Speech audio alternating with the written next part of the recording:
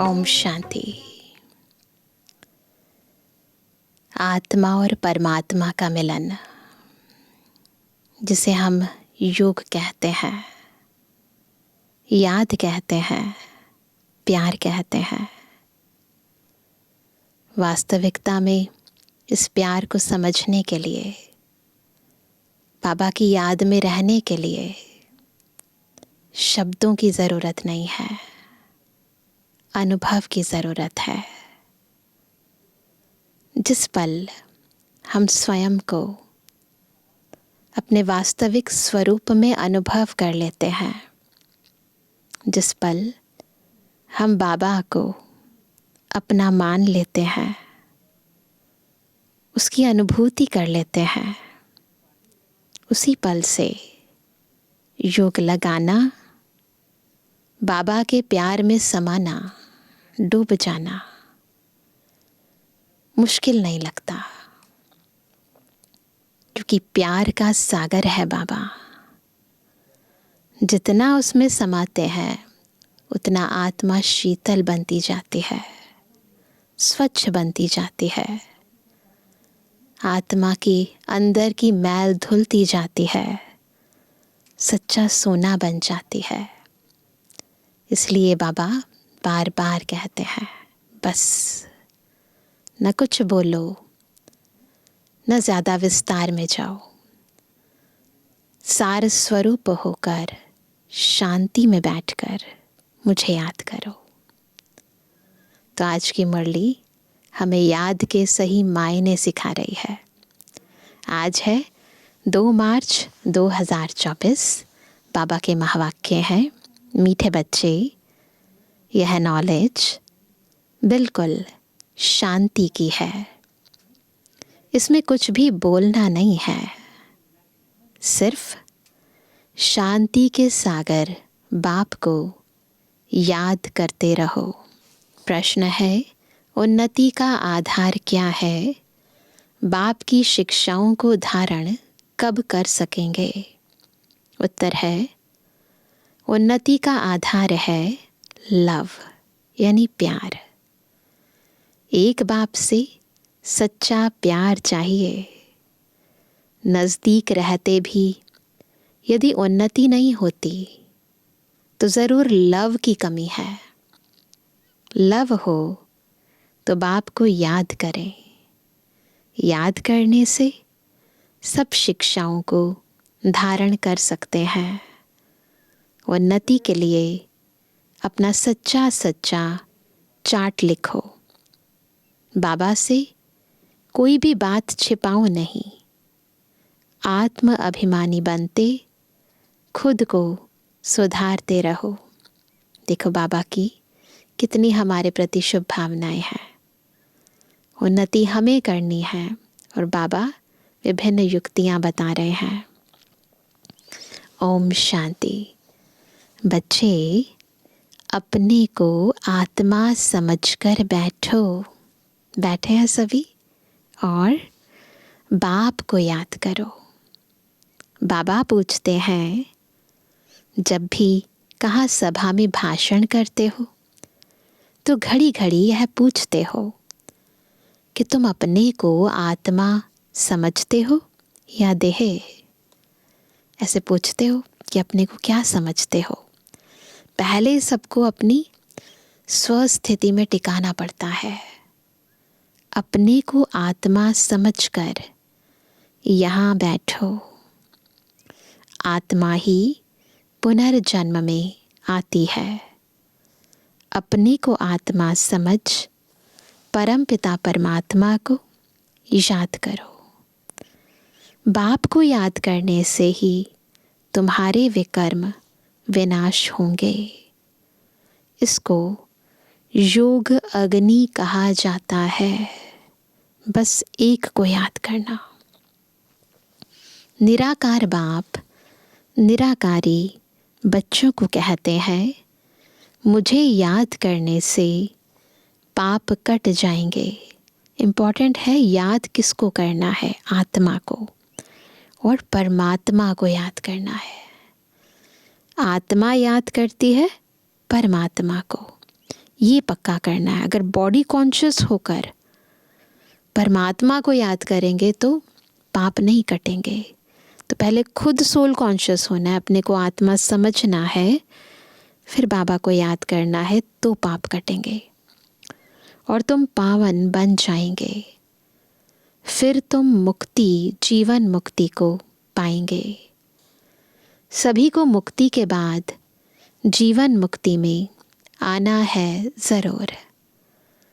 तो घड़ी घड़ी यह कहना पड़े कि अपने को आत्मा निश्चय करके बैठो। अपने को आत्मा निश्चय करके बैठो, पक्का। भाइयों और बहनों, अपने को आत्मा समझ बैठो और बाप को याद करो। यह फरमान बाप ने ही दिया है। यह है याद की यात्रा।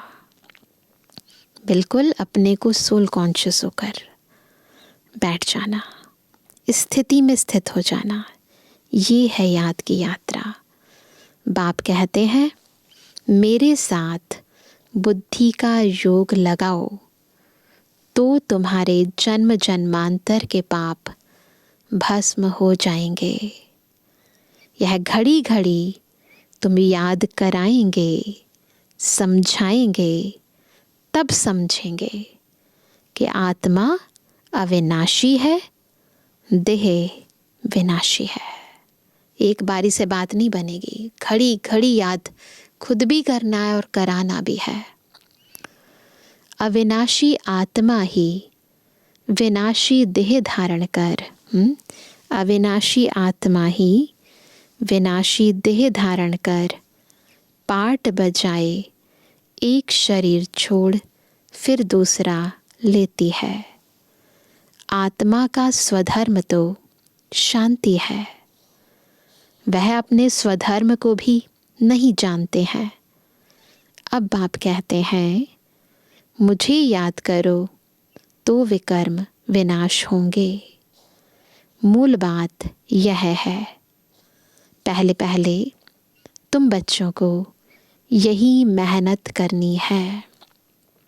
बेहद का बाप आत्माओं को कहते हैं, इसमें कोई शास्त्र उठाने की दरकार नहीं, कुछ रटना नहीं है, कुछ बोलना नहीं है। बस एकदम पिन ड्रॉप साइलेंस में बैठकर, शांति में बैठकर अपने को आत्मा समझना है और बाबा को याद करना है। तुम गीता का मिसाल देते हो तो भी कहते हैं, तुम सिर्फ गीता उठाते हो, वेदों का नाम क्यों नहीं लेते हो? बहुत मानते हैं वेदों को। बाबा ने कहा, क्या? उनसे पूछो वेद किस धर्म का शास्त्र है। जो ऐसा आपसे प्रश्न पूछते हैं तो उनसे ये प्रश्न फिर पूछो कि वेद किस धर्म का शास्त्र है। तो क्या कहते हैं? कहते हैं आर्य धर्म का। फिर पूछो आर्य किसको कहते हैं? हिंदू धर्म तो है नहीं, आदि सनातन तो है ही देवी देवता धर्म। फिर आर्य कौन सा धर्म है? आर्य तो आर्य समाजियों का धर्म होगा ना। तो आर्य समाजी है, समाज है, धर्म नहीं है। आर्य धर्म तो नाम ही नहीं है। आर्य धर्म किसने स्थापन किया? तुमको वास्तव में गीता को भी नहीं उठाना है। पहली बात है, अपने को आत्मा समझ बाप को याद करो तो सतो प्रधान बन जाएंगे। यही इम्पॉर्टेंट बात है। इस समय सब हैं तमो प्रधान। पहले पहले तो बाप का ही परिचय देना है, महिमा भी बाप की करनी है। यह भी तुम तब कह सकेंगे जब तुम खुद बाप को याद करते होंगे। इस बात की बच्चों में कमज़ोरी है, तो इस कमज़ोरी को ठीक करना है, सोल कॉन्शियस होकर बैठना है। बाबा हमेशा कहते हैं, याद की यात्रा का चार्ट रखो। दिल से हर एक पूछे, अंदर है ना, खुद से पूछें, दिल से पूछें, हम कहाँ तक याद करते हैं, है ना। सच्ची याद होनी चाहिए, ऐसे नहीं बैठ गए। बुद्धि कितनी टिकी, तो सच्चे दिल से खुद से पूछो। तुम बच्चों के दिल में अथाह खुशी रहनी चाहिए। तुमको अंदरूनी खुशी होगी तो दूसरों को भी समझाने का असर होगा। हमें खुद को प्राप्ति होगी ना, फिर दूसरों को कहेंगे ना, तो उन पर असर होगा। पहली मूल बात यही कहना है कि भाइयों और बहनों, अपने को आत्मा समझो। ऐसे और कोई सत्संग में नहीं कहेंगे। वास्तव में सत्संग कोई है नहीं। कहते हैं ना सत्संग में जा रहे हैं, पापा कहते हैं वास्तव में सत्संग कोई है नहीं। सत्य का संग एक ही है, सत्य संग। सत्य कौन है? शिव बाबा। तो सत्य का संग एक ही है, बाकी है कुसंग। बाकी चाहे देवी देवताएं हैं, चाहे मनुष्य आत्माएं हैं, चाहे धर्म आत्माएं हैं, बाकी सब कुसंग। केवल एक बाबा की याद, ये है सत्य संग। तो बाबा कहते हैं यहाँ है बिल्कुल नई बात। वेदों से तो कोई धर्म स्थापन हुआ ही नहीं है, तो हम वेदों को क्यों उठाएं? कोई में भी यह नॉलेज है नहीं। खुद ही कहते हैं नेति नेति, अर्थात हम नहीं जानते हैं। तो नास्तिक हुए ना, नहीं जानते हैं, न रचता को जानते न रचना को जानते। तो बाबा कहते नास्तिक हुए ना।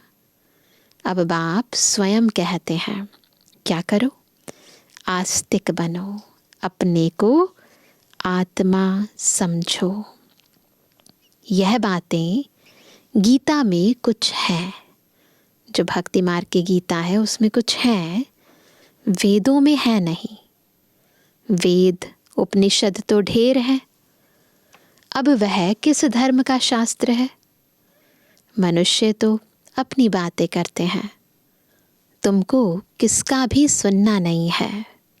बाप तो सहज समझाते हैं, अपने को आत्मा समझ, बाप को याद करो तो पावन बन जाएंगे। इसलिए वर्ल्ड की हिस्ट्री ज्योग्राफी को जानना है। तुम्हारा यह त्रिमूर्ति गोला है मुख्य, इनमें सब धर्म आ जाते हैं। पहले पहले है देवी देवता धर्म।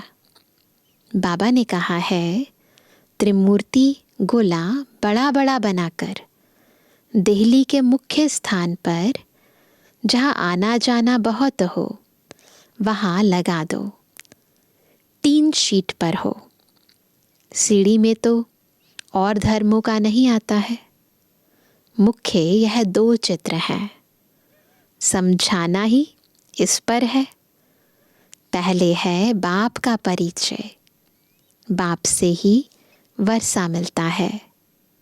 इस बात का निश्चय कराने बगैर तुम्हारा कुछ भी कोई समझ नहीं सकेगा। एक बाप को ही नहीं समझा है तो दूसरे चित्रों पर ले जाना ही फालतू है। तो इम्पॉर्टेंट है अपने को आत्मा समझना, पापा का परिचय देना, पापा को याद करना। अल्फ को समझने बगैर कुछ भी समझेंगे नहीं। बाप के परिचय बगैर और कोई भी बात ना करो। बाप से ही बेहद का वर्षा मिलता है। बाबा ख्याल करता है, ऐसी सहज बात क्यों नहीं समझते हैं? बाबा को ये ख्याल आता रहता है कि इतनी इजी बात है, लेकिन फिर भी बाबा बच्चे नहीं समझते हैं। तुम्हारी आत्मा का बाप वह शिव है, उनसे ही वर्षा मिलता है। तुम सब आपस में ब्रदर्स हो। जब इस बात को भूलते हो क्या कि हम उस बाबा के बच्चे हैं, आपस में भाई भाई हैं। जब ये भूलते हो तब तमो प्रधान बन जाते हो। अब बाप को याद करो तो सतो प्रधान बन जाएंगे। मूल बात है ही रचयिता और रचना को जानना। कोई भी जानते नहीं है, ना क्रिएटर को ना क्रिएशन को। ऋषि मुनि भी जानते नहीं थे। तो पहले बाप का परिचय दे, सबको आस्तिक बनाना है, बाकी चित्र बाद में। पहले हर एक को बाबा का परिचय देना है। बाप कहते हैं मुझे जानने से तुम सब कुछ जान जाएंगे। क्रिएटर को जान लिया तो सब कुछ जान जाएंगे। मुझे नहीं जाना तो कुछ भी तुम समझेंगे नहीं। मुफ्त तुम अपना समय वेस्ट करते हो। चित्र आदि भी जो ड्रामा अनुसार बने हैं वही ठीक हैं, परंतु तुम इतनी मेहनत करते हो फिर भी किसकी बुद्धि में बैठता नहीं है। बच्चे कहते हैं बाबा क्या हमारे समझाने में कोई भूल है? बाबा फट से कह देते। क्या कहते? बच्चे पूछते हैं ना, बाबा इतना समझाते हैं समझते ही नहीं है, तो क्या हमारे समझाने में कोई भूल है? तो बाबा क्या कहते? हाँ भूल है। अल्फ को ही नहीं समझा है तो फट से रवाना कर दो। बोलो जब तक बाप को नहीं जाना तब तक तुम्हारी बुद्धि में कुछ भी बैठेगा नहीं, है ना। जब तक शिव बाबा को नहीं जानते ना तो बाबा के ज्ञान को क्या समझेंगे। तुम भी जब देही अभिमानी अवस्था में नहीं रहते हो तो आंखें क्रिमिनल रहती हैं। सिविल तब बनेगी जब अपने को आत्मा समझेंगे। देही अभिमानी होंगे तो फिर तुमको आंखें धोखा नहीं देंगी। देही अभिमानी नहीं तो माया धोखा देती रहेगी। इसलिए पहले तो आत्म अभिमानी बनना है। बाबा कहते हैं अपना चार्ट दिखाओ तो मालूम पड़े कितना आत्मिक स्थिति में रहते हैं, कितना बाबा को याद करते हैं। अगर अभी तक झूठ, पाप, गुस्सा है तो अपना ही सत्यानाश करते हो। बाबा चार्ट देखकर समझ जाते हैं कि यह सत्य लिखा है या अर्थ भी नहीं समझा है। बाबा सब समझ जाते हैं। सब बच्चों को बाबा कहते हैं चार्ट लिखो। जो बच्चे योग में नहीं रहते वह इतनी सर्विस भी नहीं कर सकते। जौहर नहीं भरता है। भल बाबा कहते हैं कोटों में कोई निकलेगा, परंतु जब तुम खुद ही योग में नहीं रहते तो दूसरों को फिर कैसे कहेंगे। पहले तो खुद धारणा करनी है ना, तभी दूसरों को कह सकेंगे। सन्यासी कहते हैं सुख काग विष्टा समान है। वह सुख का नाम ही नहीं लेते हैं। तुम जानते हो भक्ति अथाह है, उसमें कितनी आवाज़ है। तुम्हारी नॉलेज तो बहुत शांति की है। अभी तो सुन रहे हैं, परंतु सुन भी किस लिए रहे हैं? समझ जाए आत्मा और उस स्थिति में स्थित हो जाए। याद नहीं करना है हमें, रटना नहीं है। याद एक बाबा को करना है और उस ज्ञान के तंत्र को बुद्धि में धारण करना है। बोलो शांति का सागर तो बाप ही है। अपने को आत्मा समझ बाप को याद करना है। बाप कहते हैं मन मना भव। यह अक्षर भी नहीं कहो। हिंदुस्तान की है हिंदी भाषा। मन मना भव संस्कृत अक्षर है ना, तो बाबा कहते हैं हिंदुस्तान की है हिंदी भाषा, फिर संस्कृत दूसरी भाषा क्यों? अब इन सब भाषाओं को छोड़ो, पहले तुम भाषण करो कि अपने को आत्मा समझो। बहुत हैं जो अपने को आत्मा भी नहीं समझ सकते, याद नहीं कर सकते। अपने घाटे को कोई समझ ना सके। कल्याण तो है ही बाप की याद में। और कोई सत्संग में ऐसे नहीं कहते हैं कि अपने को आत्मा समझ बाप को याद करो। बच्चे कभी बाप को एक जगह बैठ याद करते हैं क्या? ऐसे थोड़ी होता है कि कहें अपने पिताजी को याद करो तो उसके लिए हमें एक जगह आलती पालती मारकर बैठना पड़ता है। नहीं, तो चलते फिरते उठते बैठते बाबा याद रहता है ना। तो उठते बैठते बाप की याद है ही। आत्म अभिमानी बनने की प्रैक्टिस करनी है। एक बार प्रैक्टिस हो जाती है तो ऑटोमेटिकली फिर बार बार स्मृति दिलानी नहीं पड़ती। प्रैक्टिस के कारण आत्मा बिल्कुल अपने स्वधर्म में टिक जाती है। तो बाबा कहते हैं तुम बहुत बोलते हो, इतना बोलना नहीं चाहिए। मूल बात है याद की यात्रा की। योग अग्नि से ही तुम पावन बनेंगे। इस समय सब दुखी हैं, सुख मिलता ही है पावन बनने से। तुम आत्म अभिमानी हो, किसको समझाएंगे तो उनको तीर लगेगा। तीर कैसे लगेगा? जब आत्म अभिमानी होकर समझाएंगे। कोई खुद विकारी है और किसको कहें निर्विकारी बनो तो उनको तीर नहीं लगेगा। बाप कहते हैं बच्चे तुम खुद याद की यात्रा पर नहीं रहते, इसलिए तीर भी नहीं लगता ना। बाबा से पूछते हैं कि क्या कारण है, क्यों नहीं समझते? तो बाबा आंसर देते हैं। अब बाप कहते हैं बीती सो बीती, जो हो गया कोई बात नहीं, पहले अपने को सुधारो।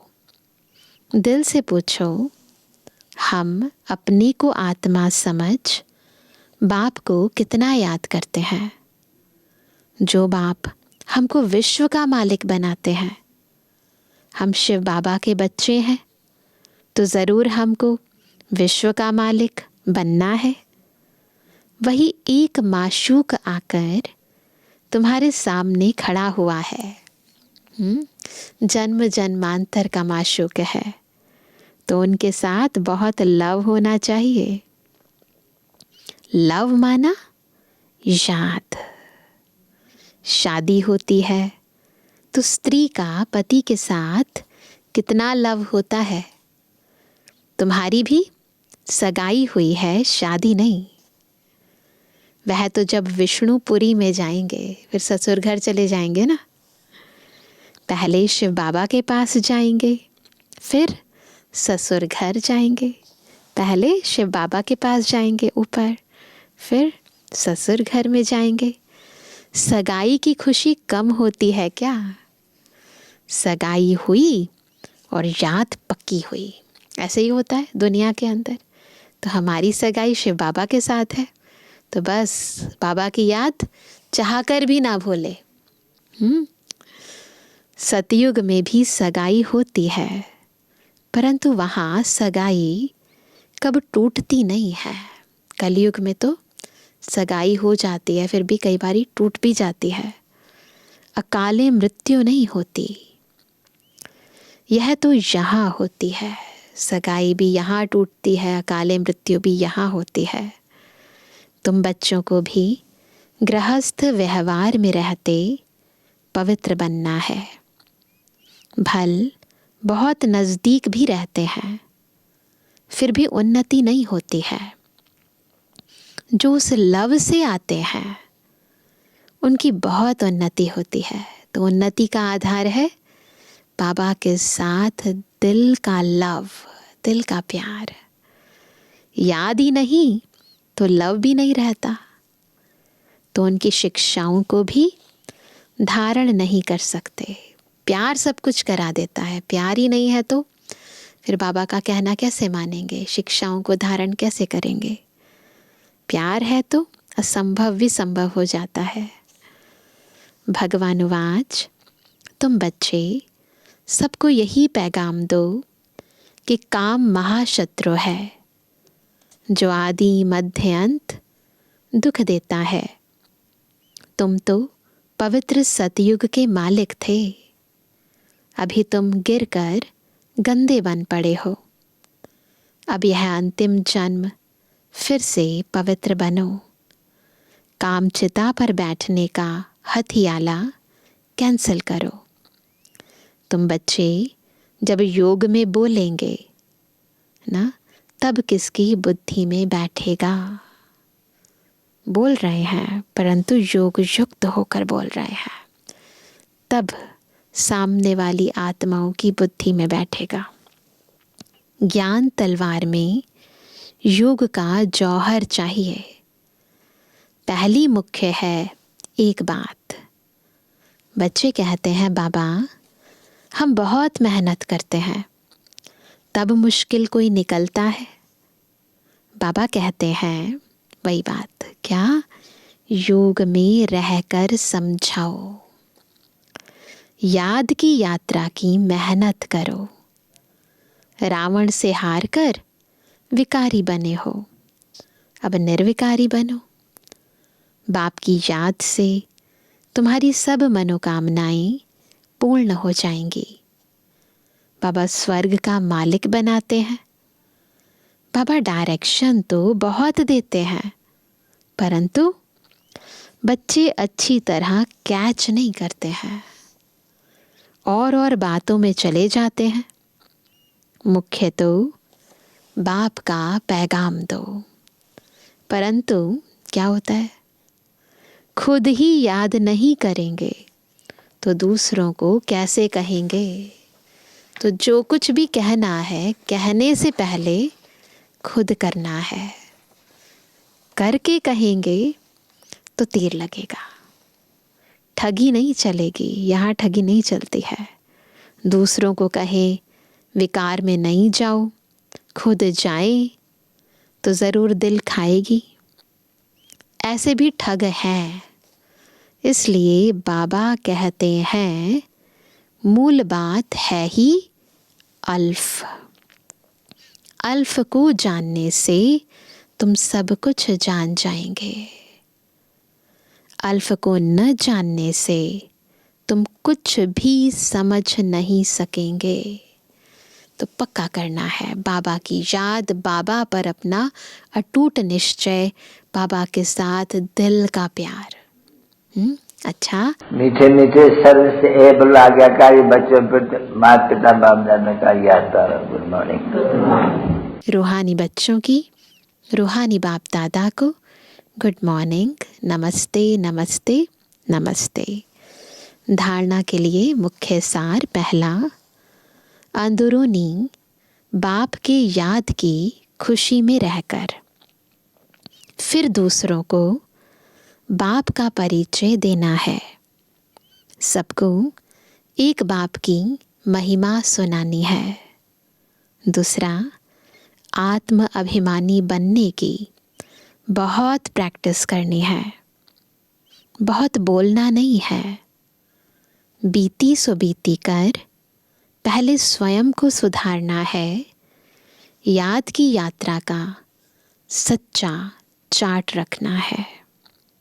वरदान है, ब्राह्मण जीवन में वैरायटी अनुभूतियों द्वारा रमणीकता का अनुभव करने वाले संपन्न आत्मा भव। कैसे बनेंगे संपन्न आत्मा? जब ब्राह्मण जीवन में वैरायटी अनुभूतियों द्वारा रमणीकता का अनुभव करेंगे। जीवन में हर मनुष्य आत्मा की पसंदी वैरायटी है ना। एक जैसा खाना, एक जैसा पहनना किसी को अच्छा नहीं लगता ना। तो सारे दिन में भिन्न भिन्न संबंध, भिन्न भिन्न स्वरूप का वैरायटी अनुभव करो। तो बहुत रमणीक जीवन का अनुभव करेंगे। ब्राह्मण जीवन भगवान से सर्व संबंध अनुभव करने वाली संपन्न जीवन है। इसलिए एक भी संबंध की कमी नहीं करना। अगर कोई छोटा या हल्का आत्मा का संबंध मिक्स हो गया तो सर्व शब्द समाप्त हो जाएगा। जहाँ सर्व है वहाँ ही संपन्नता है। किसी भी संबंध का कोई भी अनुभव रह ना जाए। हर संबंध की अनुभूति हमें बाबा से करनी है, मिक्स भी ना हो, है ना। इसलिए सर्व संबंधों से स्मृति स्वरूप बनो। स्लोगन है, बाप समान अव्यक्त रूपधारी बन, प्रकृति के हर दृश्य को देखो। बाप समान अव्यक्त रूपधारी बन, प्रकृति के हर दृश्य को देखो तो हलचल में नहीं आएंगे। व्यक्त में रहते हैं, हलचल में आते हैं। अव्यक्त हो जाते हैं तो हलचल नहीं होती है। तो आज विशेष अशरीरी बनने की, अपने को आत्मा निश्चय करने की मेहनत करनी है, अभ्यास करना है। जितना हो सके अपनी सोल कॉन्शियस स्टेज में रहकर हर कर्म करना है। और जब कर्म कर लें तो उसके बाद फिर से सोल कॉन्शियस हो जाएं। बाबा की याद में रहना है। बुद्धि ऊपर रहे, नीचे की बातों में फंसे नहीं, इसका विशेष ध्यान रखना है। बाबा के साथ जुड़ी रहे बुद्धि। कर्म किया उपराम, कर्म करते भी याद रहे मैं आत्मा कर रही हूँ, करा रही हूँ इन कर्म इंद्रियों से। तो जितना हो सके अपनी आत्मिक स्थिति को पक्का करना है। अच्छा, ओम शांति।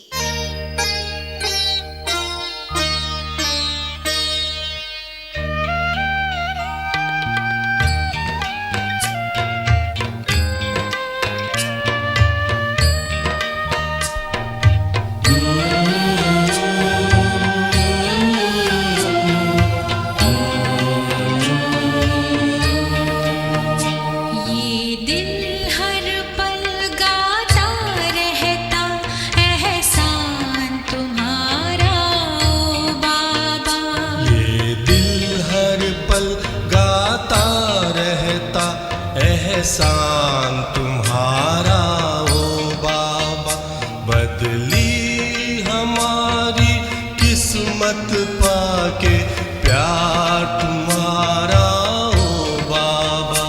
बदली हमारी किस्मत पाके प्यार तुम्हारा ओ बाबा, प्यार तुम्हारा ओ बाबा, प्यार तुम्हारा ओ बाबा। ओ